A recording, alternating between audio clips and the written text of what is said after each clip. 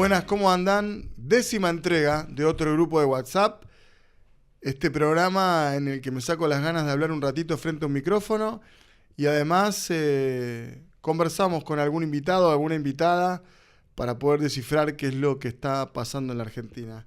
Como siempre, en este espacio inicial, espacio editorial, hacemos un repaso de las cosas más importantes que ocurrieron en la semana. Esta, sin lugar a dudas, marcada por la inestabilidad económica, por el aumento de los dólares financieros, por la supuesta desconfianza del mercado, por la falta de acompañamiento del Fondo Monetario Internacional, que, digamos, tuvo su momento de clímax en la conferencia de prensa que hizo el ministro de Economía junto a autoridades del Banco Central el viernes de la semana pasada, más o menos a la misma hora que estábamos haciendo este programa. Una conferencia de prensa que fue interpretada muy mal por los actores del poder económico de la Argentina, porque en algún punto habían generado una expectativa, no sé si real, pero por lo menos eso es lo que se vio reflejado en los medios de comunicación, de que había alguna necesidad o alguna voluntad por parte del mercado, que es una entelequia, es difícil de determinar qué es exactamente eso, de que el gobierno liberara las restricciones cambiarias, es decir, que liberara el cepo. Bueno, eso no ocurrió. El gobierno lo que anunció fue que trasladaba de alguna manera la deuda que tenía el Banco Central al Tesoro, ¿sí?, al ámbito del Poder Ejecutivo, sin mayores consecuencias. Eso es lo que le contó a los bancos, pero no hubo resolución respecto de la liberación del cepo, tampoco de una devaluación, que es algo que piden algunos de los sectores exportadores vinculados al agro y también el Fondo Monetario Internacional. Y de alguna manera estos días que vienen pasando post ley bases no trajeron la tranquilidad, ni la esperanza, ni la expectativa que se había prometido si es que esa ley se sancionaba en el Congreso como sucedió. Por el contrario, aumentó el riesgo país, aumentó el dólar blue, bueno, luego se fue acomodando, encontró un nuevo punto de equilibrio, pero la brecha hoy ya es muy importante, ¿no? El dólar oficial todavía no llegó a los 1.000 pesos y los dólares paralelos, el blue y otros dólares financieros están arriba de los 1.400. Todos temas que al gobierno les cuesta encarar y de alguna manera la oposición, o desde la oposición, fuimos advirtiendo, ¿no?, con el tiempo, la idea de que al gobierno le iban a faltar dólares para esta época y que la promesa finalmente de Caputo, porque si no, no se entiende del todo porque es ministro de Economía, no era Caputo el hombre elegido cuando empezó la campaña de Javier Milei, da la sensación de que llegó al puesto de ministro de Economía porque había prometido que iba a traer dólares, iba a conseguir dólares frescos que le permitieran al gobierno avanzar en el plan que había prometido, que era principalmente el de la dolarización. Luego apareció la de canasta de monedas y otra serie de eufemismos para decir qué es lo que iba a hacer. Bueno, malísima la semana económica y financiera del gobierno, cuando la expectativa después de la sanción de la ley bases era absolutamente distinta. Bueno, esta semana que se cumplieron 50 años de la muerte del general Perón, de alguna manera pusieron de manifiesto, ¿no?, como las diversas corrientes que tiene hoy el peronismo. Hubo actos en distintos lugares del país. Creo que a 50 años no hubo grandes movilizaciones ni grandes actos como uno hubiese imaginado en otro momento, ¿no? De 50 años no es poco, y además siempre han sido los recordatorios de Perón eventos muy proclives y muy utilizados, digamos, por los dispositivos políticos, sobre todo por el Partido Justicialista o la CGT, para hacer grandes movidas. Nada de eso ocurrió, pero sí provocó, creo yo, quizá la entrevista más importante de estos últimos días, que fue la de Cristina Kirchner con Pedro Rosenblatt en Gelatina, una entrevista que básicamente, ¿no?, giró alrededor de la figura de Perón, y hablaron también un poquito de la situación actual del gobierno y las dificultades que enfrenta Javier Milei, sobre todo en materia económica. Una entrevista que tuvo muchísima audiencia para los medios digitales y que todavía siguen apareciendo los recortes sobre diversos fragmentos. No parece haber en la entrevista alguna novedad muy importante de las cosas que viene sosteniendo Cristina. Sí se la ve una Cristina muy pragmática, ¿no? Es decir, muy desde una posición de análisis, reconociendo incluso algunos errores que para quienes la leen bien saben que incluso desde su libro, ¿no? Sinceramente, hay ahí cada vez que interviene hay que leer ciertas líneas con mucha autocrítica respecto de las propias responsabilidades en la toma de decisiones. Súper recomendable la entrevista, siempre está bien escuchar a Cristina, incluso cuando uno no está del todo de acuerdo con todo lo que dice. Me parece que es una referencia ineludible, ¿no? que tiene la Argentina. Es la dirigente política más importante del 83 a la fecha. Otra que apareció esta semana, también en una entrevista muy interesante, fue Lilita Carrió, que habló con Ernesto Tenenbaum y con María O'Donnell en Cenital, en C+. Interesante lo que está pasando alrededor de C+, porque es un medio de perfil antimileísta, absolutamente antimileísta, pero que tiene dentro de sus periodistas de alguna manera un blend de opiniones diversas, ¿no? Y que puede traer tanto Iván Jagroski, que es quien dirige el medio, como los periodistas y las periodistas que lo componen, tienen la posibilidad de entrevistar a una paleta más bien diversa, ¿no? de protagonistas. Lilita Carrió, también en un perfil muy antimileísta, muy interesante su aparición. Con unos amigos soñamos con que Carrió y Cristina tengan un programa de streaming. Ojalá eso suceda. Las Doctoras se va a llamar ese programa.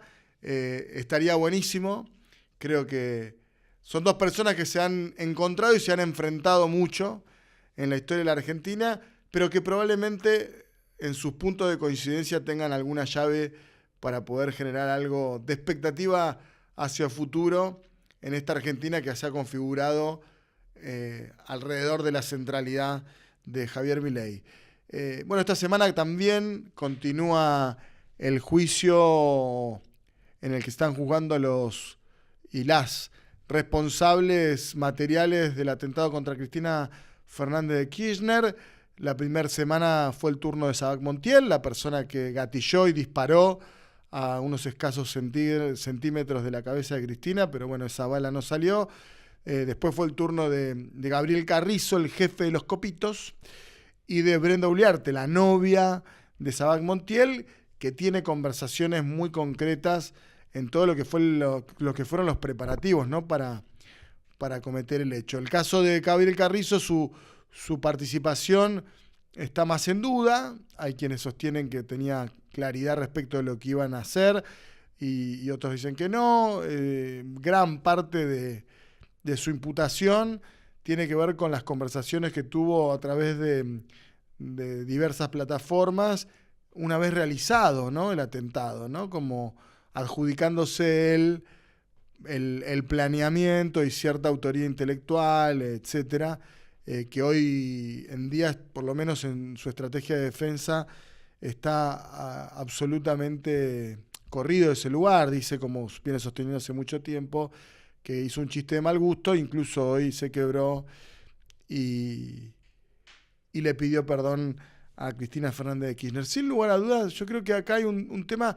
Es importante que le demos seguimiento a lo que va sucediendo en el juicio por el atentado de Cristina, porque soy un convencido, quizá porque me tocó experimentar o transitar parte de lo que fueron esos primeros días y los meses posteriores desde mi rol como jefe de la PCA en el marco de la investigación, ¿no? Pero hay que leer en el atentado de Cristina consecuencias algunos motivos, algunas causas de lo que está ocurriendo hoy en la Argentina y cómo se configuró el mapa social y político y lo que han significado los discursos de odio, ¿no? seguramente en el marco de la entrevista hoy viene Noelia Barral Grijera. Vamos a hablar un poquito de esto porque es un tema que me interesa, ¿no? La figura de Cristina, de una mujer, también en un contexto donde ha habido una suerte de contrarrevolución contra el feminismo, contra los feminismos, contra las feministas.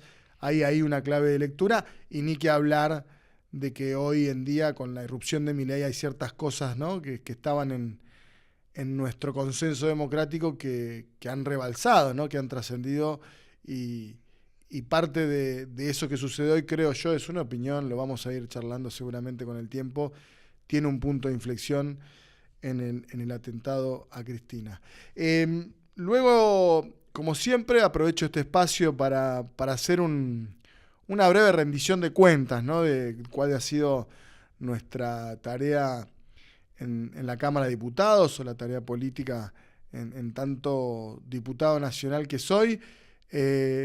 Como les vengo diciendo, hay mucha actividad parlamentaria. Aunque no parezca, el gobierno manda, ¿no?, de manera constante proyectos de ley, y el área de seguridad, a mi juicio, es el área que hoy va a cobrar mucha centralidad después de haber sancionado la ley bases, y que el gobierno ya tiene sus herramientas, digamos, de política económica con la ley bases, el paquete fiscal y también el DNU, que es un tema que todavía está por tratarse en la Cámara de Diputados. En la Comisión de Seguridad Interior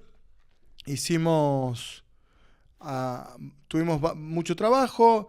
Se presentó en esa comisión la ley Conan, que es una ley de protección animal que aumenta las penas, que ha tenido mucha trascendencia mediática porque el diputado Arabia la pega, digamos, a la idea del presidente y su amor por los animales, por sus mascotas, y además porque hay mucha gente que milita una causa muy noble, que es la de la protección de los animales. Yo creo que el gobierno hoy, intentó cubrir parte de la agenda con eso. Hay muchos proyectos de muchos diputados, de muchas diputadas, de diversos bloques que van en ese sentido. Seguramente va a tener un tratamiento en las próximas reuniones de la Comisión de Legislación Penal, pero también va a ir a Legislación General. Al mismo tiempo, y creo que es un poco más complejo, ahí estábamos viendo unas imágenes de mi intervención hoy en lo que fue la discusión de la ley antimafias. El gobierno insiste con una ley que tiene por objetivo, es difícil, ¿no?, tiene como en la cabeza resolver temas de Rosario, pero en el fondo da la sensación de que es que el Poder Ejecutivo tenga más facultades, que tenga facultades de tomar decisiones sin o con menos control del Poder Judicial, que la policía tenga más facultades para actuar en materia de investigación criminal. Hay mucha inconsistencia en el proyecto, no solamente la marcamos de Unión por la Patria, sino que fueron categóricas también las intervenciones de los diputados de Hacemos Coalición Federal, que presentaron un proyecto alternativo, y otras manifestaciones que se hicieron. Es difícil acompañar un proyecto que le das más facultades al Poder Ejecutivo cuando hace algunos días los propios diputados sufrieron no solamente la represión por parte de las fuerzas federales de seguridad, sino también la acusación de delincuentes y de estar cometiendo delitos contra el orden público, ¿no? Hubo una acusación del parte del presidente de que se estaba gestando un golpe de Estado, ¿no?, un nivel de exageración absoluta. Y si aprobáramos nosotros la ley antimafia tal como la pide el gobierno, estaríamos habilitando a que haya muchísimas situaciones en las que se juzgue como terrorista una manifestación que puede llegar a tener y cometer algún delito. Eso me parece a mí que hemos visto también que hay hechos de violencia que no pueden ser bajo ningún aspecto justificados, ¿no?, en las movilizaciones. Pero bueno, la Argentina tiene suficiente tradición en infiltración en movilizaciones públicas como para poder de alguna manera darle semejante poder a Patricia Bullrich, que sin tener las leyes se ha tomado de manera permanente ciertas atribuciones. Y por último, un tema que no es menor y que también tiene algo de vínculo con lo que veníamos hablando de los discursos de odio. En estos días se constituyó el Grupo de Amistad, que es como una comisión de grupos parlamentarios de Argentina con Israel. Estuvo presente el embajador israelí en la Argentina y el CELA. Pudimos también ahí compartir con diputados y diputadas algunas preocupaciones que tienen que ver con qué es lo que está ocurriendo en el mundo y particularmente en la Argentina con manifestaciones antisemitas, cómo circulan, y es algo que traté de aportar yo más allá de cuestiones vinculadas estrictamente con el odio hacia los judíos, cómo están circulando los discursos de odio, y la política se tiene que hacer cargo, ¿no? Porque también es cierto que desde algunos partidos se descalifica de manera extrema, ¿no? Sobre todo el peronismo, ¿no? Es una posición algo recurrente en algunos dirigentes del PRO, ¿no? De utilizar la idea de la adhesión al peronismo o al kirchnerismo como un insulto, como una forma de agraviar, que no hacen otra cosa que seguir fomentando los discursos de odio. Por supuesto, está el tema de lo que resultó de la invasión por parte del Hamás del territorio israelí, la respuesta israelí, que merecen ser analizadas y trabajadas en este grupo de amistad.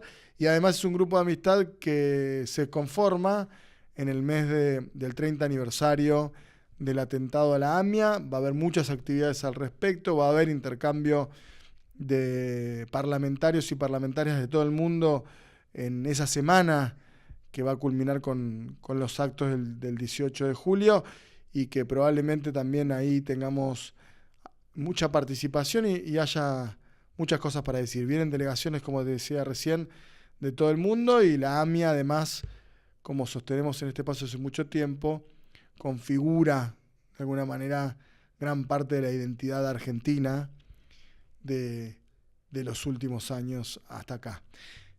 En un ratito viene, como les dije recién, Noelia Barral Grijera, que es periodista, analista, entiendo que es docente universitaria, conduce un noticiero, el noticiero de IP, escribe en Cenital.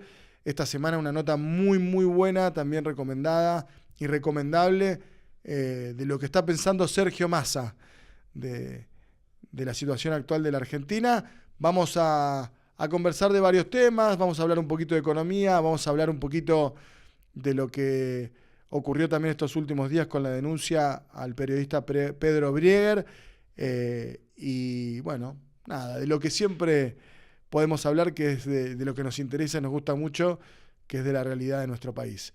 Ya en unos minutos viene Noelia y bueno, no se la pierdan. ¿Cómo estás? Bien, ¿vos? Todo bien, tratando de entender esta Argentina un poquito. Yo venía que lo intentemos juntos. Es la idea, Dale. es la idea. Así para empezar, digamos, ¿vos pensás que los temas de la Argentina son los temas de la economía o de la política como prioritarios? Creo que son de la política. Son de la política porque finalmente las decisiones que vos tomás para gestionar la economía tienen que ver con tus decisiones políticas. A quién privilegiás, a quién perjudicás, la manta es corta. No Ajá. solo acá, en el mundo. A ver, la economía es una manera justamente de gestionar recursos que son finitos. Bueno, y las decisiones son políticas. Y entonces, y si empezamos por ese lado, al gobierno, a Milei y a su equipo, o lo que él tenga alrededor, o lo que haya, las fuerzas del cielo y de la tierra que lo acompañan, ¿lo ves bien haciendo política? No, lo veo mal. Lo veo mal desde el minuto 1. Es un gobierno que a mí me obliga a pensar y a repreguntarme todo el tiempo si por ahí cambió la manera de hacer política, y yo estoy evaluándolo con categorías viejas. No la ves. No la veo. Pero a la vez, mientras me estoy preguntando eso, también veo que es un gobierno que tardó 6 meses en tener su primera ley. Estoy de acuerdo. Que gran parte de esa demora tiene que ver con no hacer política, pero además con mala técnica legislativa, con hacer una ley gigante en la que había 1 millón de cosas, todas distintas, y hacía imposible discutirla. Entonces ahí es cuando digo, y capaz esto de la política cambió y hacer políticas distintas es un poco de humo. Yo vengo sosteniendo últimamente que lo que estructura el gobierno y lo que lo sostiene en pie y lo que sostiene los números que todavía muestran las encuestas es el hecho comunicacional. podríamos decir, el humo. Ok. Porque no hay resultados económicos, porque no hay resultados políticos, porque van desapareciendo los apoyos como el del mercado, que supuestamente Sí, esta semana vamos a hablar, ahora en un ratito vamos a entrar a ese tema, ¿no? era el gran apoyo. Entonces digo, bueno, me parece que hay mucho humo también. Bueno, la pregunta en todo caso es si el gobierno no tiene tantas fortalezas políticas, tampoco tiene resultados económicos y, digamos, su legitimidad se sostiene a través de la comunicación. ¿Qué pasa con el resto del sistema? Digamos, ¿qué pasa con ¿qué oposición estás viendo vos? ¿Cómo caracterizás, si querés, ese escenario? Creo que estamos hablando justo en un momento bisagra, Ajá. porque está empezando a decaer el apoyo social, el respaldo incluso de la propia base electoral del gobierno. La oposición está, hablo del peronismo principalmente en este caso, que estaba esperando que eso suceda para no ser acusado de poner palos en la rueda. Uh-huh. Era un miedo, es un miedo gigante ¿no? Que el peronismo verse relacionado con el obstruccionismo. Entonces me parece... Hay algo ahí, perdón que te interrumpa, ¿no? Pero también es cierto que hay como cierta conciencia, lo digo como parte de esa estructura, de como también, bueno, perdimos, ¿viste? No somos nosotros los que tenemos que... También. ¿No? Tenemos una identidad, somos opositores, pero no somos nosotros... A mí no me eligieron. Exacto. Me imagino igual que debe ser debe existir una tensión, porque si a mí me lo dice la gente, no me quiero imaginar a vos, al resto de tus compañeros, porque también tenés a tu base electoral que te reclama, salgan a decir algo. Total. Salgan a frenarlos, hagan algo. Sí, y es muy... Bueno, genera mucha impotencia también explicar que no tenemos tampoco tanto para hacer, que no tenemos las herramientas, ¿no? Eso es cierto. Ahora, lo cierto también es que la oposición, yo al PRO lo descuento porque hay una alianza de gobierno ahí, que Macri intentará matizar de alguna manera en función de sus propios intereses, pero la realidad es que la fórmula presidencial del PRO está en el gobierno, hay 2 ministros, Bullrich y Petri, y que además uno podría decir, bueno, lo que queda de Larreta está buscando una alianza por centro, me da la sensación de que Larreta también aportó muchos cuadros, sobre todo alrededor de Caputo y demás, tengo entendido de que Larreta también aportó cuadros.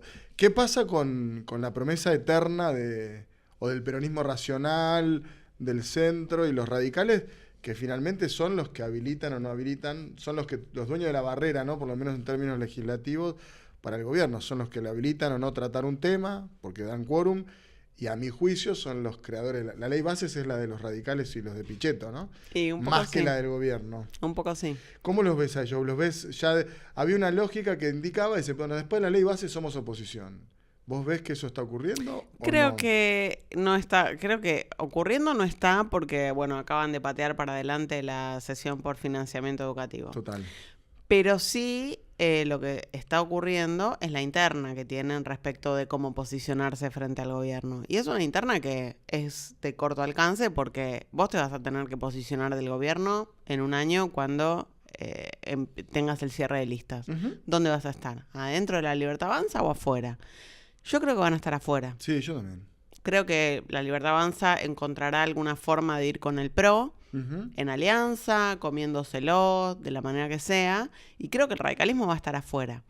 Bueno, si vas a estar afuera, ¿es necesario que sigas sosteniéndole la vela y que patees para adelante la decisión de financiamiento educativo?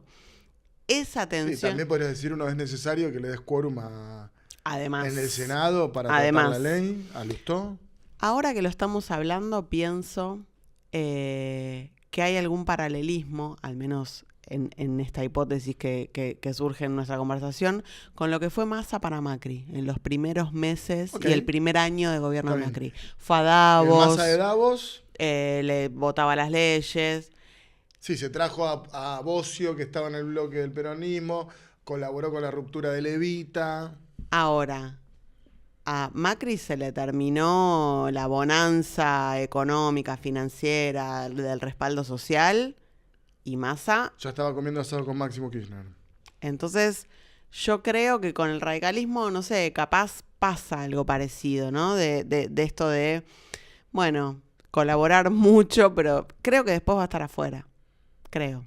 Sí, hay que ver ahí si de Loredo... el radicalismo tiene efectivamente una tensión entre los del AMBA, que tienen una tendencia más progresista, y los del interior, que tienen una tendencia más conservadora a juntarse con Macri, ¿no? Como el antiperonismo un poquito más a flor de piel. La pregunta en todo caso es si el escenario del 25 va a ser un escenario de mucha fragmentación en términos de oferta electoral, o va a volver a un esquema más parecido al de tercios que Cristina anticipó bastante bien en la previa de la elección anterior, ¿no? Yo me imagino dos polos fuertes de peronismo-antiperonismo, obviamente en el antiperonismo la Libertad Avanza y el PRO, y una tercera pata no tan convocante, pero sí de alguna manera marcando una vuelta. Viste como en 2023 fue dos opciones de derecha y una opción de centro-centroizquierda, que fue el kirchnerismo. Sí. Creo que otra vez el escenario va a ser dos opciones de centro-izquierda, centro-centroizquierda, peronismo, y lo que surja de Manes, Lustó, Sí, el Monzó, posicionamiento, es ese polo sí, de centro, ¿no? de centro y la derecha. Y creo que ese polo de centro otra vez va a volver a cumplir la función que cumplió en todas las últimas elecciones, exceptuando la del año pasado, que fue, no dividió el escenario en tercios. Hubo ahí, pero la ancha avenida del medio que nunca fue ancha. Bueno, sí, digamos, todo eso que existe hace un montón de tiempo que nunca nace, ¿no? Exacto. De Schiaretti, Urtubey, el propio Labaña, el propio Massa a veces, ¿no? Como eso que desde la derecha se lo llama peronismo racional. Totalmente. Ahora, te digo, así como te digo esto, te digo otra cosa. Es un poco viejo todo eso, ¿no? Yo lo que digo... Sí, pero es una elección legislativa. Por eso no permite más fragmentación todavía. ¿Entendés lo que te digo? Sí, creo que no, pero porque hay dos polos. O sea, el peronismo encontró la revelación que encontró en su momento el macrismo, que fue, aunque nos matemos, si nos mantenemos unidos, tenemos más para ganar que para perder. Uh-huh. Y hubo muy poco goteo por... Ahora sí. Sí, no, para nada. Nosotros, incluso hay cierta flexibilidad ante temas sensibles que en el momento generan cierta rispidez y después se calman. Digo, tenés un par de compañeros y compañeras que tuvieron una actitud distinta con el RIGI porque se los pidió el gobernador, las provincias mineras, o impuesto a las ganancias.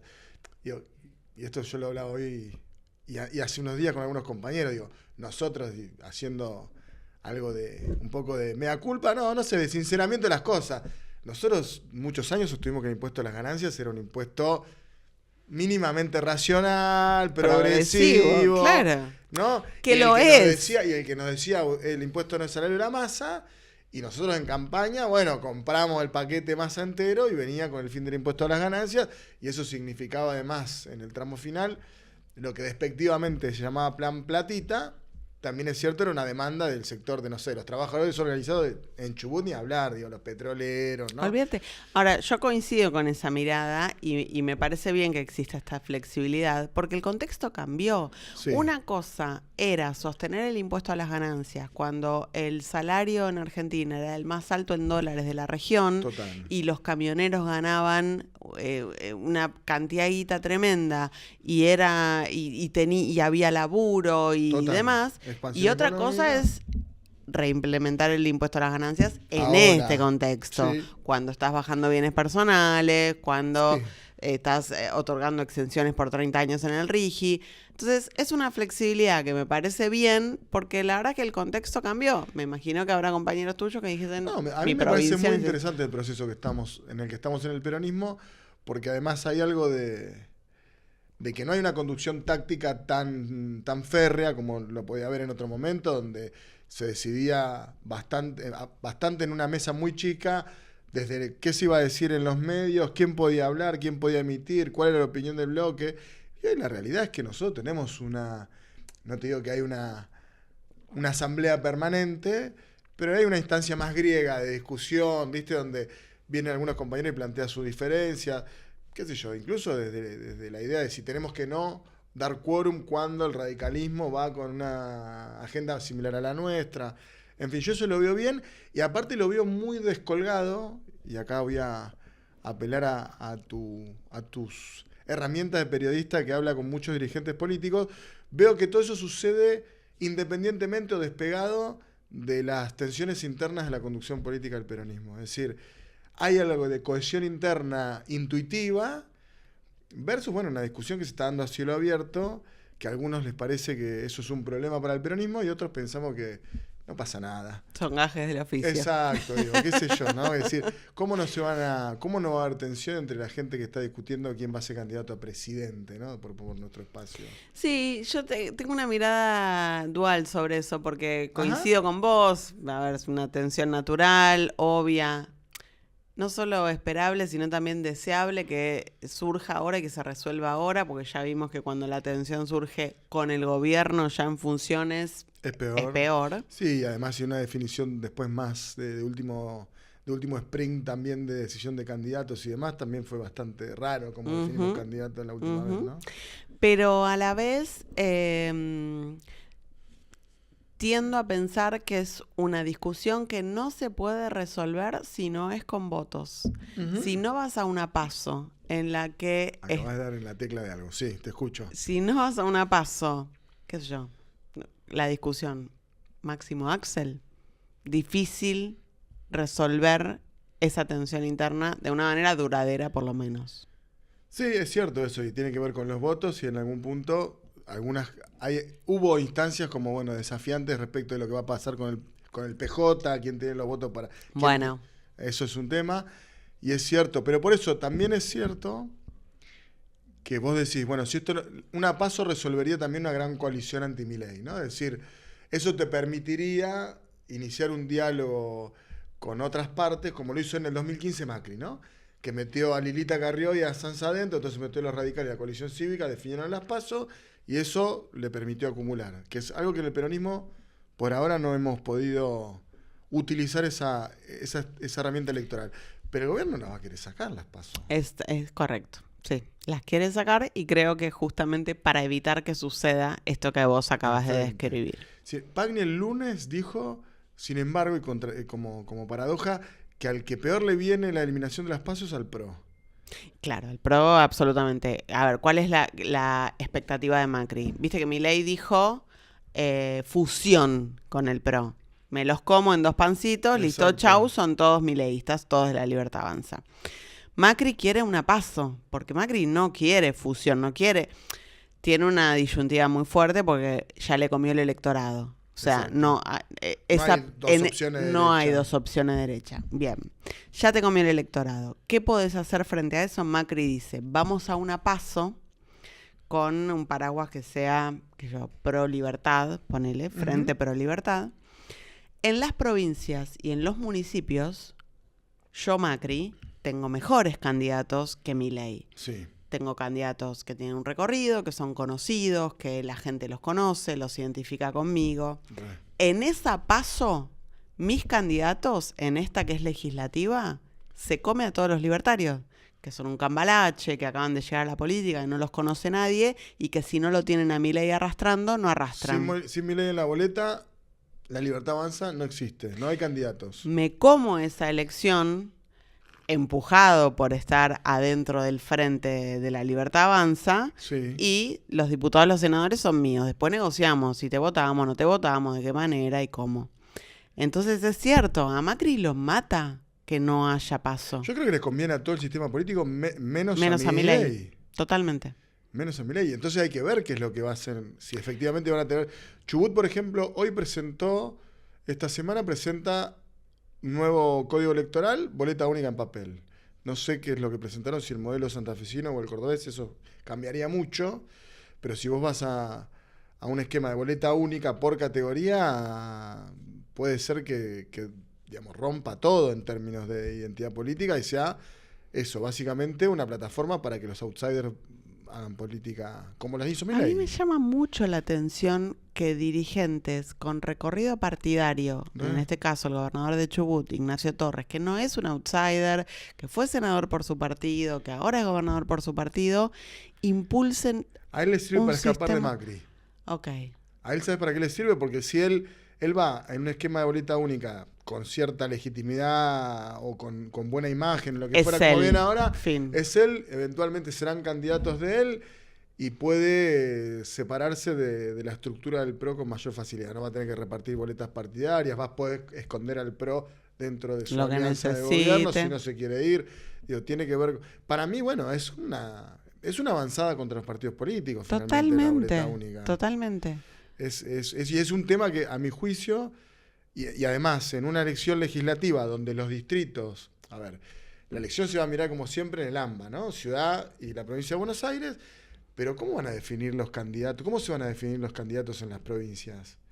Me parece que la idea esa más de otra época, de la lapicera acá, ¿no? Como yendo al despacho de Cristina a ver distrito por distrito, va a perder fuerza porque además hay que defender la provincia de Buenos Aires, ¿no? Hay que consolidar algo más. Y los distritos van a tener que arreglárselas un poquito por cada uno por su cuenta. Me da esa sensación. No sé Sí, si va a pensás ser como interesante. Sí. Yo creo que sí, que va Sí. a ser así. Sí. Che, la semana económica la nombraste hace un ratito, me parece que no la podemos evitar. Además vos manejás bien los temas económicos. Sí, sí. Laburé 10 años en El Cronista, entonces Exacto. mucha gente dice, vos que laburaste en El Cronista. Bueno, y yo hacía política igual en El Cronista, Bueno, pero aprendiste. no, sí, aprendí. Si el mercado le soltó la mano esta semana al gobierno, ¿esa definición es correcta? Creo que es correcta, sí. A mí me sorprendió muchísimo y me parece que hay que ver qué pasa a futuro. No encuentro en las hipótesis que manejo y en las hipótesis de la dirigencia política y en las hipótesis de los empresarios y de los analistas económicos, de dónde va a sacar el gobierno herramientas para que el mercado le vuelva a creer y vuelva a responderle. Ahora, es una cuestión de fe, ¿no? Es decir, porque finalmente siempre te dicen lo mismo, el mercado es expectativa, qué es lo que quiere. Sí. Ahora, hay un tema concreto y material que son los dólares. Exacto, sí. Es expectativa, pero es expectativa informada, ¿no? Sí, claro. Vos vas juntando elementos de la realidad. A partir de esos elementos decís, bueno, mi expectativa es que estos tipos hagan tal cosa o tal otra. Lo que está viendo el mercado es que cualquiera de las variables a las que puede acudir el gobierno para actuar no lo van a beneficiar. Entonces ahí es donde dice, bueno, la expectativa para abajo. Y ahí cuando decimos el mercado, digo, uno podría imaginar básicamente, ¿no? Lo que tiene que ver, lo que está atado a la mirada financiera. Y después están los actores reales de la economía de la Argentina y el FMI como una...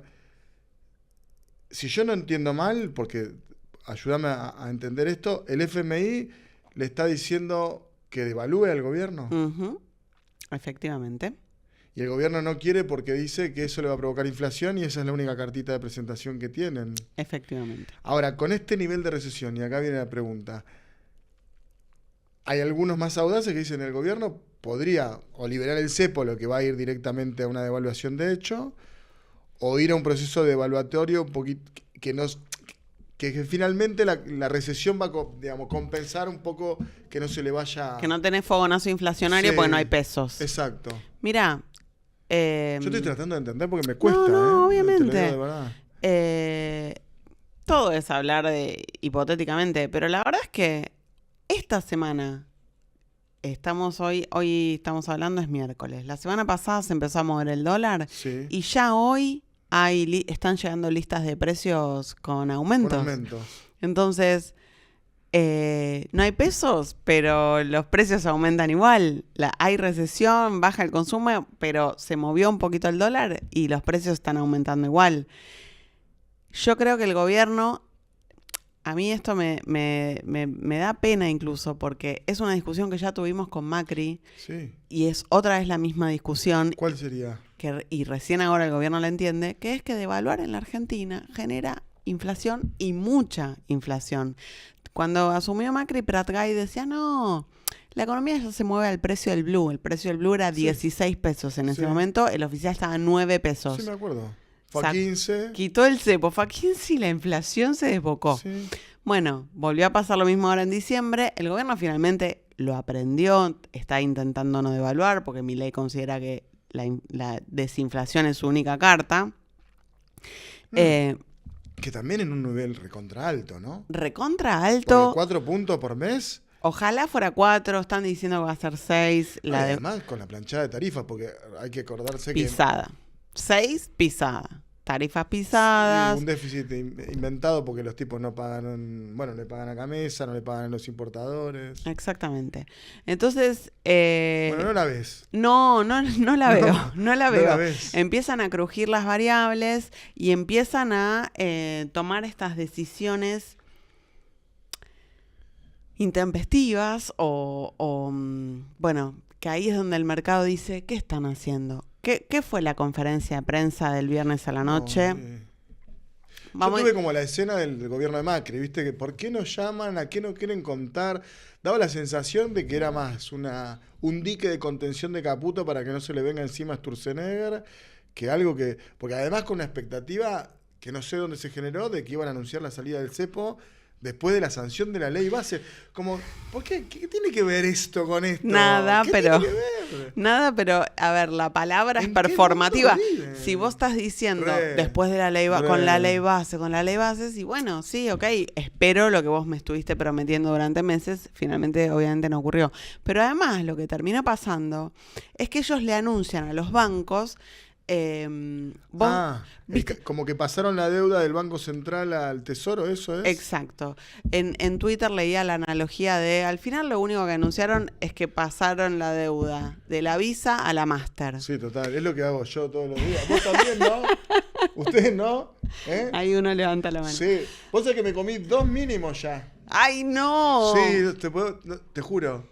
Y aparte todos, no. Es criminal. Me dijeron que no hable más de los ingresos de los diputados porque nadie quiere saber, porque los diputados ganamos mucho más de lo que gana cualquier persona. Pero pasamos un tiempo bastante... Ahora nos aumentaron. Sí. Estamos en una situación un poquito más un poco holgada. Mejor. Sé que había muchos con dificultades para venir a las comisiones, pagarse el hotel. Sí, lo sé. Un caso muy concreto, no le voy a poner nombre y apellido, ella me permitiría decirlo, ¿no? Pero una mujer, también vamos a ir un poquito la agenda de género que estuviste recontrametida, estás ahí, sos de la vanguardia de las feministas en los medios de comunicación. Pero una mujer que está separada, que su marido no le pasa, no importa, digo, suponiendo que no le pasa porque no tiene laburo, que tiene un pibe, no le alcanza, obviamente. Que tiene que ir y venir, que aparte tiene que ir al interior, tiene que venir acá, tiene que cuidar a su hijo o a su hija, no alcanzaba la guita, y era una cosa de... Pero bueno, para mí hay en el gobierno un impulso muy arraigado de esto de aprovechar la idea de la casta para ir a un modelo más fujimorista, digamos, del ejercicio del poder, ¿no? Coincido plenamente. Ganar las calles. Nosotros lo dijimos, Ale, al principio de la gestión, ¿te acordás? Tengo los videos, pero es real. Entonces, también, ¿no? Como someter a los diputados a situaciones muy injustas con lo económico, gasearte en la calle, decir que vos no sos nada, aunque te haya elegido tu pueblo, tu provincia, los habitantes de tu distrito. Hay una lógica, ¿no? Totalmente. De eso. Pero a mí me hace acordar mucho igual al comienzo del gobierno de Macri, en gobierno en el cual también en su inicio, sí, que seas opositor era casi que eras una lacra, una mala palabra. Se desconocía que a vos también te había elegido una parte de la sociedad. Me parece que todo eso empieza a crujir ahora. Las encuestas ya están mostrando movimientos. Viste que las encuestas no deberíamos leerlas linealmente como las leemos, son una foto. Sí, digamos que el tema de imagen es como medir la imagen de alguien. Es un poco raro, pero bueno, es un instrumento que es un instrumento, es el único que tenemos para medir una sociedad cada vez más compleja, sí, cada vez más fragmentada, cada Después vez más... hay dirigentes que tienen capacidades cualitativas, que de esos nos faltan un poco, que son los que la ven, ¿no? Es decir, que perciben un poquito. Por acá. Exacto, ven eso y... Yo creo, a ver, hay algo que están mostrando las encuestas que a mi juicio es muy interesante porque muestra que la base social que sostiene al gobierno o que apoya al gobierno ya no está tan volcada o tan engrosada por jóvenes y por pobres, Ajá. sino que empieza a ser algo más parecido a lo que era la base de apoyo Macri. de Macri. Más viejos. Más viejos y más clase media. Más Recoleta. Exacto, clase media urbana. ¿Qué me parece que aparece ahí? Bueno, una oportunidad de que ese electorado que había dejado de escuchar al peronismo lo vuelva a escuchar. Y eso, por supuesto, te abre la posibilidad de que empiece a cambiar también qué pasa en la sociedad con el gobierno. Sí, la discusión ahí es si a ver, ¿para qué tiene escucha la sociedad? Para que le contemos lo bien que hicimos cuando estuvimos y que después hicimos más o menos mal, en realidad, bueno, no fue el último gobierno, o si realmente... Viste, hay una discusión que quedó medio... Yo creo que hay cosas que están buenas para el análisis, como fue la tensión entre las nuevas y las viejas melodías, ¿no? Sí. Y yo decía, bueno, también hay que pensar en los intérpretes, es decir, qué sé yo, me parece que un nuevo intérprete que cante mejor un cover, capaz que te ayuda más porque no te hace perder cierta línea ideológica, lo que fuera. Pero también hay que ver si hay capacidad. Nosotros creo que desde el peronismo todavía no sentimos, no sé, la potencia suficiente como para poder ir a hablarle a la sociedad y a decirles algo que nosotros pensamos del futuro, ¿no? Es decir, la dificultad de poder imaginarnos con más futuro que pasado, producto de nuestra identidad, ¿no? De lo que fue la irrupción del kirchnerismo en el peronismo, el sostenimiento del poder, la presencia misma de Cristina, ¿no? Es decir, no... El solo hecho de existir, que Cristina exista, es un tema que la política no termina de resolver, ¿no? Pero esto que decís vos respecto de que vos estás viendo que la sociedad tiene hoy o empieza a mostrar, sí, algo que puede escuchar otra cosa, bueno, es una novedad. Es una novedad, creo que llega más temprano de lo que previmos que iba a llegar. En algún momento todos los gobiernos empiezan a perder respaldo y adhesión. Ahora que esto empiece a pasar a los 6 meses, bueno, sí, es un dato fuerte, sí, que tiene aunque que ver... Algunos pensaban que no llegaba a Semana Santa, También, ¿no? Es cierto, pero bueno. Sí, pero más por una cosa más de estallido social, que eso, yo no veo que eso prenda, ¿viste?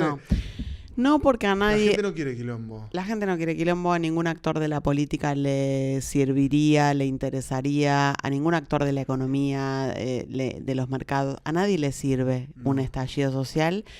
Y hay algo que cambió también, que tiene que ver con los lugares en donde nos encontramos como sociedad, que desaparecieron un poco. ¿Vos decís espacios de socialización? Espacios de socialización que impiden... Vos para... A ver, poneme un ejemplo. Para ir a un estallido social, para que se produzca algo... Si no hay masa crítica de ese encuentro político. ¿Con quién te encontrás para decir, che, loco, vamos a protestar a la Plaza de Mayo? ¿Con quién? ¿Dónde sucede ese encuentro con tu vecino? Si nosotros que somos 2001ers, como me dijo la vez pasada, tenemos esa experiencia, ¿no? Exacto. De cierta espontaneidad, de encontrarte en una plaza, que después del 2001 había como, no sé, las asambleas barriales, pero había una efervescencia de... Estabas en la calle. De organización total. Hoy... Sí, 10 años de piquetes, ¿no? Bueno, ¿no? también. Eran 10 años de piquetes. Y el corralito que había sacado a la gente a pegarle a la puerta de los bancos, todo eso. Y la feria del trueque. Total, la economía alternativa, totalmente. ¿Te encontrabas? Sí. ¿Te encontrabas? Yo siempre cuento, mi papá era comerciante y hacia finales de los 90 tenía un negocio de ropa, ¿no? Un judío vende ropa del sur típico, y tenía un vecino que tenía pizzería. Entonces mi viejo le daba una campera y el tipo le daba un jamón crudo. Y mi viejo feliz porque teníamos jamón crudo. Y era así, el trueque funcionaba en todos los niveles. Era así. O sí, la señora que trabajaba en casa que contaba que compraba, no sé, dulce al por mayor y lo envasaba en cosas más chiquitas y eso le permitía subsistir. Sí, total.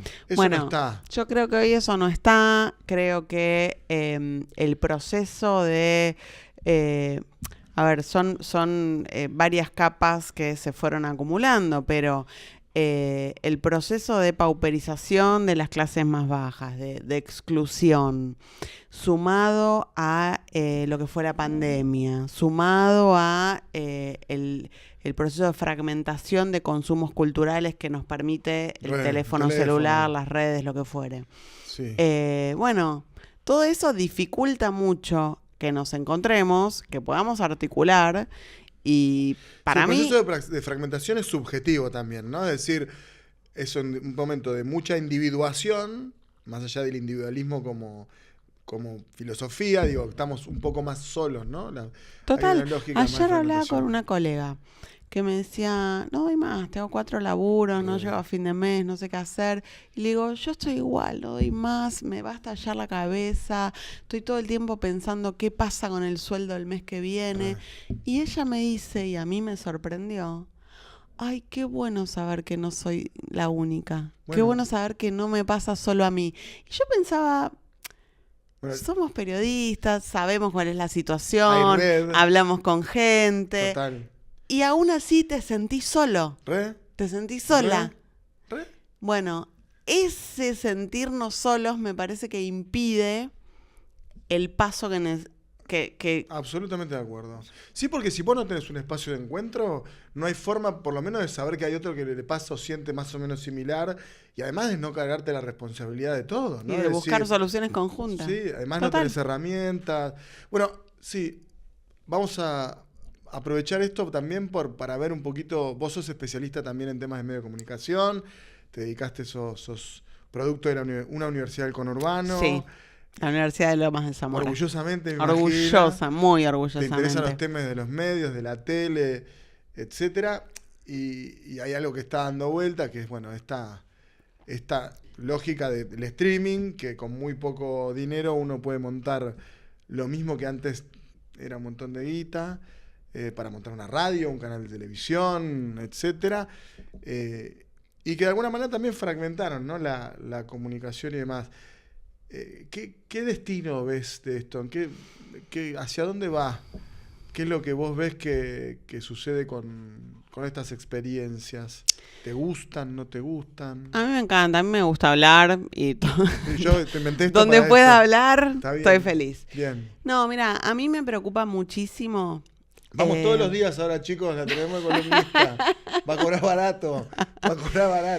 A mí me preocupa mucho qué va a pasar con el periodismo. El periodismo de calidad es caro. Hacer buen periodismo es caro. Hacer una investigación, viajar a un lugar, tener tiempo para juntarte con una fuente. Cafecito. Exactamente, es caro. ¿Por qué? Porque el tiempo es dinero. Si yo tengo que tener 4 trabajos para llegar a fin de mes, eso significa que no tengo tiempo para juntarme con fuentes. Si no tengo tiempo para juntarme con fuentes, imagínate la calidad de la información. Además eso termina un periodismo de opinión que no tiene nada, viste que estamos todos diciendo lo mismo, leemos la proliferación del panelismo. A mí me encanta el rol porque me cago de risa, porque me gusta hablar de cualquier cosa. Acá recién estábamos hablando del nuevo novio de Cintia Fernández, son los temas que a mí me gustan, pero al margen de eso es cierto, ¿no? La información, juntar la información y procesarla, investigar, nutrirte de otras cosas para tener elementos, no sé, leer un libro, ver una serie, ir al cine, ir al teatro, todo eso te enriquece, sale plata y cuesta tiempo. Todo eso desaparece. Ni te digo una investigación periodística como puede ser el caso María Soledad Morales. Sí. ¿No? Que necesitas... Vamos a investigarlo gente que viaje. Exacto. Necesitas gente que viaje, pero además de que viaje, que no tenga que estar 24 horas al aire sosteniéndote los 8 puntos de rating que hoy está haciendo el caso Loan. Que pueda estar 2 días sin estar al aire. Total. Para ir a hablar con gente, conocer el terreno. Bueno, eso hoy no está. ¿Y vos crees que esto, como digamos que la irrupción de las nuevas tecnologías tampoco colabora? No, a ver. Porque finalmente es todo más barato, es más cuentapropismo. Todo, pero esto es, obviamente, en el mundo, no es solo acá. Sí. Yo creo que lo que no colabora es... Yo tengo una visión muy clara respecto a esto. el buen periodismo enriquece nuestro debate público, eso enriquece nuestra democracia, enriquece nuestra sociedad. Sí. El periodismo tiene que ser sostenido por el Estado, que es todos nosotros. A nosotros como sociedad nos beneficia el buen periodismo, y ese buen periodismo tiene que ser sostenido por aportes del Estado. ¿En qué formato? ¿Con la pauta publicitaria? ¿Con medios públicos de calidad? Una variedad, no un solo camino. Mirá en dónde estamos, ¿no? Venimos a discutir la ley de medios en el año 2009, 2008. 2009. Y estamos Totalmente. a 14 años en un lugar... Esto está pasando en el mundo y es una discusión en el mundo. Australia, que dijo, bueno, las redes sociales se benefician de la conversación que generamos con nuestras notas, que paguen las redes sociales. ¿Qué están haciendo las redes sociales? Desincentivando el tráfico de contenidos de medios. ¿Por qué? Porque ya lograron reemplazar a ese generador de conversación que antes eran los medios y ahora son los generadores de contenido. Entonces vos ya no ves pasar un discurso político o una investigación periodística. Ves pasar el generador de contenidos que se hace un skincare. Exacto. Entonces, listo, barato. Las redes necesitan que haya conversación. Sí, el Tamagotchi está alimentado por eso. No te pago más. No importa esto. Es así.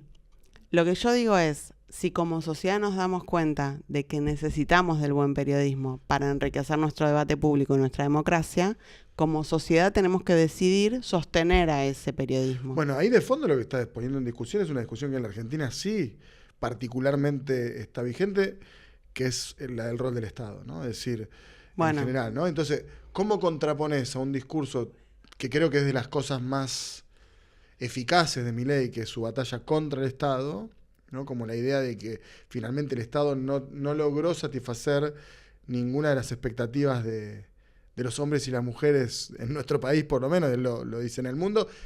Paréntesis, yo creo que él es el máximo exponente de su mirada en términos políticos. Eso Totalmente. Que dice él, dice yo soy el máximo exponente de la idea de la libertad, es verdad, y lo voy a decir, digo, por las dudas, porque si no parece que el tipo siempre está en Narnia, ¿no? Todos tenemos... Es una figura mundial, está traccionando a la ultraderecha mundial, lo reciben como lo reciben porque es claramente una estrella y está inclinando. ¿Viste la ventana de Overton? Que es cómo a partir de introducir determinadas cuestiones polémicas, vos vas corriendo y vas abriendo la posibilidad de que algunas cosas sean dichas. Tipo, bueno, al final Hitler tan malo no era porque le gustaban los animales. Ese tipo de cosas que abren la ventana. Justo el día de la ley Conan. Muy polémico, pero abren la posibilidad de hablar de cosas que eran imposibles de ser dichas. El curro de los derechos humanos, bueno. El tipo está abriendo la ventana de Overton, está abriendo la posibilidad de hablar de cosas indecibles a nivel global. Obviamente es una estrella, por supuesto que lo es. Yo no coincido con su mirada. No, y además independientemente de las cuestiones más de carácter programático, su plan económico, lo que fuera, es mucho más fuerte desde esa perspectiva filosófica que nada, digamos, el tipo es un mar de contradicciones. O sea, aumenta impuestos, no libera el cepo, digamos, no puede ser tan coherente. Ahora, en lo que estrictamente tiene que ver con esto que decís, como es la ventana de Overton, donde el tipo abre conversaciones que estaban vedadas, es eso. Es así, lo sostiene. Y también pegado a esto, que está bien lo que planteás, hay algo de lo que se habla mucho en la conversación, digamos, sobre todo del mundo progresista. Lo voy a dejar ahí, no voy a seguir con las adjetivaciones, porque ¿viste? Es como, bueno, al final termina de este lado. Que te metes no, unas definiciones horribles, ¿viste? Que peronista, nacional, popular, progresista, de este lado. Bueno, no importa. Digo, hay algo que como contrarreforma es muy fuerte, que es lo que Milei viene a traer en relación a su antifeminismo, digamos, ¿no? Y creo que estos días pasó algo muy, muy, muy interesante, más allá de lo traumático y demás, que es que aparece la denuncia contra Brigger, que es finalmente o era hasta hoy un exponente de ese mundo progresista en otros temas, si querés, sobre todo política internacional, pero ha constituido una voz importante desde hace muchísimos años para el campo del progresismo. O sea que hay una contradicción que nace desde ahí adentro. ¿Qué pensás que puede pasar con esto en relación a esa discusión que había perdido centralidad, digamos, de la llegada de Milei, o que había habido como un proceso de contrarreforma? ¿Vos crees que esto va a volver a instalar el tema, recupera legitimidad el reclamo de los feminismos, de las feministas? Hubo 3 cosas en estos últimos tiempos. Yo a veces me pregunto si no soy demasiado optimista, porque mis compañeras están realmente muy desanimadas y yo siento que tan mal no estamos, y te voy a explicar por qué. De todas maneras, lo digo dudando de esto que pienso. Está bien. Tu verdad relativa. Hubo 3 cosas que a mí me hicieron pensar que es cierto, estamos sufriendo el backlash, digamos, el castigo por haber hablado, por haber logrado las leyes que logramos, por haber salido a la calle, por haber instalado la discusión. Pero también es cierto que en el último mes apareció la condena contra Alperovich. Sí. Impensada, ¿no? Impensada. Digo, ¿esto hace 5 años? Impensada. Pre-8M, no, o sea... No, de ninguna manera. La condena contra Alperovich, con habiendo podido proteger a la denunciante, a quien Alperovich quiso exponer. Si vos lo pensás, no le viste la cara, no la escuchaste, no sabes cómo se llama. No. En algún lado habrá salido, porque fue una jugada de la defensa de Alperovich, pero digo, esto. Hoy procesamiento confirmado de Fernando Espinosa, intendente de La Matanza, también impensable. Y lo que está sucediendo con Pedro Brigger, que además con un posicionamiento del colectivo Periodistas Argentinas que integro, que a mí me enorgullece, que fue... Y el documento. Yo no pido que lo metan preso, no pido resarcimiento económico, no pido cancelación, yo pido que me pida disculpas. Es un montón. Fin. Vos sabés que aparte es algo de clima de época, que eso sería un avance. Yo lo miro, yo tengo como eso atragantado con el tema del atentado contra Cristina, que finalmente podría ser también una manifestación extrema de la violencia contra las mujeres, ¿no? Quizás en su máxima expresión. Totalmente. Porque finalmente ese odio a Cristina y al peronismo... Hay muchos varones que despiertan ese mismo odio, pero a ella le van y le ponen el arma en la cara. Sí. A ella. Total. Y digo, bueno, qué sé yo, viste, se me atraganta un poquito porque como nos tocó, creo que en aquel momento alguna vez me hiciste una entrevista por el celular de Sábado Montiel y eso, y lo estoy viviendo. Para mí fue un tema que además tiene consecuencias hoy en la forma que se estructura hoy la política y la sociedad en la Argentina, independientemente que la bala no haya salido, ¿no? La forma de fingir demencia que como sociedad elegimos frente al atentado, por supuesto que tiene efectos. O sea, cuando la dirigencia política no se manifestó, no lo repudió, nos acusó a las víctimas de hacer una utilización política del caso. Era como esto que vos decís en una persona no conocida, en la vida, digamos, más de orden íntimo, parecido como sociedad, ¿no? Totalmente. Entonces, también lo coloco ahí en estos hechos, en estos hitos de estos últimos días, y creo que ahí yo también coincido con vos. Yo creo que tengo todavía una dosis de optimismo, y creo que el perdón, como mecanismo de reparación, sobre todo de la víctima, es válido. Será porque soy judío y el día del perdón es el día más sagrado del pueblo judío, porque en el fondo estás en esa, digamos, estás en una de decir, yo comprendo las circunstancias que vos te llevaron a ser un hijo de remil puta, ¿no? Y sos un hijo de puta y te lo voy a decir. Pero yo lo que quiero es que vos me pidas perdón a mí.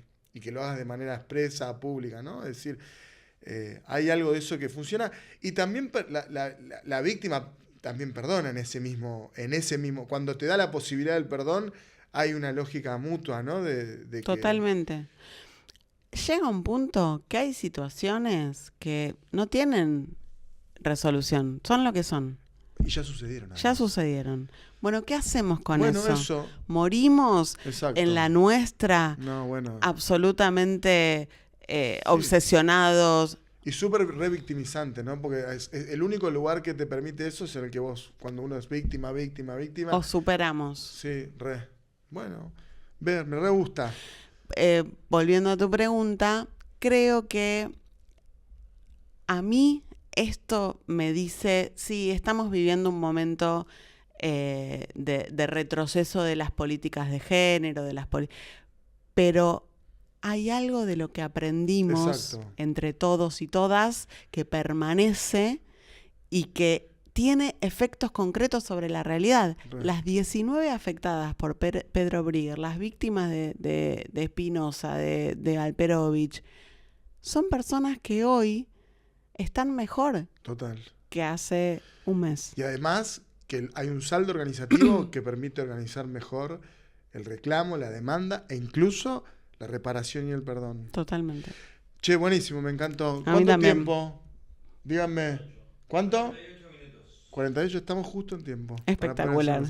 Che, te agradezco un montón. Un placer. Sirve como cada una de las charlas que voy teniendo. Y nada, en cualquier momento te volvemos a invitar y tengo ganas de armar algo con los invitados y las invitadas. Mira, para cerrar, estábamos buscando una mujer para hacer la entrevista porque recibió algunas críticas de que gran mayoría de varones. Los varones les gusta hablar entre ellos, es así. Bueno, pero ahí hay homoerotismo del cual no vamos a hablar ahora. Gracias por estar con nosotros un rato. Dale.